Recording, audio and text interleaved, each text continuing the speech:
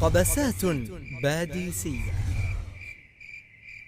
قبس اليوم عند استحلاك الليل، وبين صمت الجدران وغطيط النيام نسمع خطوات تمشي بحذر لتجتمع عند بيت ابن باديس، فيدخلهم ويعلمهم الجغرافيا والتاريخ، تلك المواد التي منع الاحتلال من تعليمها. كانوا يتعلمونها خفية وقت السحر، فأصبحوا طلابا مباركين. خذ القبس أيها المربي، وقت السحر. وما أدراك ما وقت السحر؟ اهتم بهذا الوقت لنفسك قبل طلابك، فقم الليل وادعو الله بأن يفتح عليك، ولا تنس طلابك من الدعاء، فهذا ورب الكعبة أمر عظيم يغفل عنه الكثير. وأيضا لا تنس أن تدعو لمن ساندوك على هذا الطريق من الزملاء والمصلحين. اقتباس: كان ابن باديس رحمه الله يقول لتلاميذه الذين يأتون وقت السحر للتعلم: أنا أعلم أنكم شباب وبحاجة إلى النوم، لكن اخترت هذا الوقت لأنه الوقت الذي تنام فيه الشياطين.